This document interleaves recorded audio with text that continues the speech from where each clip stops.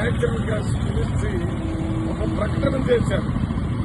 నేను కూడా Indian oil corporation, BPCL, NPCL వారందరితో మాట్లాడాను.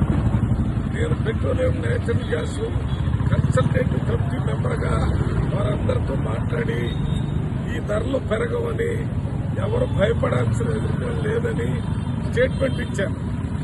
ఇది అంతా 5 రాష్ట్రాల్లో ఎన్నికలు జరగక ముందు జరిగింది.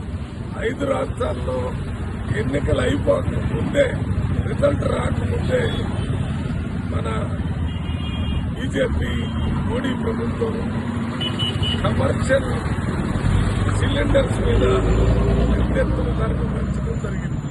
ఈ కమర్షియల్ సిలిండర్ మీద ధర పెంచడం వల్ల హోటల్స్, చిన్న చిన్న ఇండస్ట్రీస్ ఇవన్నీ కూడా ఈ ధర భరించలేక ఈ ధరని కస్టమర్స్ మీద, ఎవరైతే వాడుకుంటారో వాళ్ళ మీద పెంచుతారు.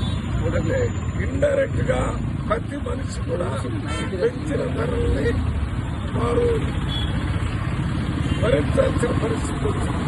ఇది ఒక రకంగా భారతదేశ ప్రజల్ని ఎన్నికల కోసం, ఓట్ల కోసం మన ప్రధానమంత్రి గారు మోసం చేశాడని చెప్పడానికి ఇంతకంటే పెద్ద ఉదాహరణ లేదు.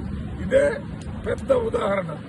ఇదే కాకుండా మీకు తెలుసు, హోటల్లో ఉన్నటువంటి రేట్లు, ఆ హోటలు ఈ గ్యాస్ సిలిండర్ ధర పెరిగితే వారు ఇచ్చేటటువంటి ఆహార పదార్థాల ధరలు కూడా పెంచే పరిస్థితి వచ్చింది. ఇది అంతేకాకుండా ఈ కమర్షియల్ గా కొనేటటువంటి వాళ్ళందరూ కూడా వాళ్లే భరించరు. వాళ్ళు మళ్ళీ వారి దగ్గర ప్రజలు ఎవరైతే కస్టమర్స్ గా వస్తారో వాళ్ళ వైపు ఈ ధరలు పెంచుతారు.